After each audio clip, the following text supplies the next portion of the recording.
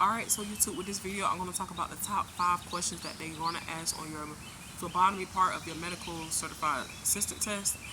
This is NCCT approved. I wrote down 5 questions that I know for a fact will be on your test, so I figured I'll do a video just kind of give y'all the questions and the answers and just elaborate a little bit on it. Alright, so the first one is going to be, which of the following steps is completed first in performing venipuncture? So what's going to be the first thing that you do? I'll give y'all 5 seconds. Alright, so the first thing you're going to do is identify the patient.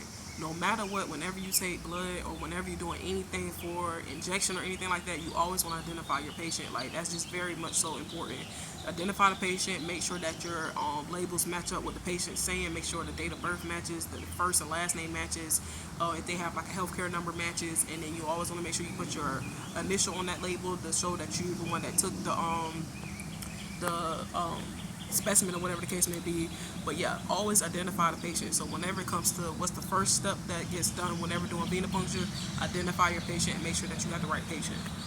Second question, which of the following sites should the phlebotomist use for newborn screening blood collection? So whenever you're about to draw blood from a newborn, what site should you use? You need 5 seconds. Alright, so for the newborn, it's going to be the surface of the heel. So whenever you're doing blood work for a newborn, it's always going to be the surface of the heel that you pretty much want to draw blood from. Third one is going to be, which of the following venipuncture methods is the most important for the back of the hand? So whenever you're doing a blood work right here, which type of needle are you going to use? It's always going to be a butterfly needle. You're not going to use a regular gauge needle because at the end of the day, you have smaller veins when it comes to your when doing blood on your fist. And then it's going to say the physician ordered a hematologist test, chemistry, and coagulation panels. Which tubes are needed for the labs? So basically, this is going to ask you what color tube should you use whenever doing the phlebotomy. So for the hemoglobin, you're going to use the lavender one. For the chemistry one, that'll be the light blue, and for the coagulation, that'll be the red. So always make sure that you know as far as for the color of the tubes. Get on. I gotta make sure it's on. Okay, now. Okay, so yeah, basically, I'm sorry, I was distracted on that question. Alright, so it says, which of the following, it says the physician ordered a hemoglobin, I can't even say it, hemoglobin test, the chemistry, and the coagulation. It's a whole bunch of Let me just show y'all the question. I don't know if you guys can see that.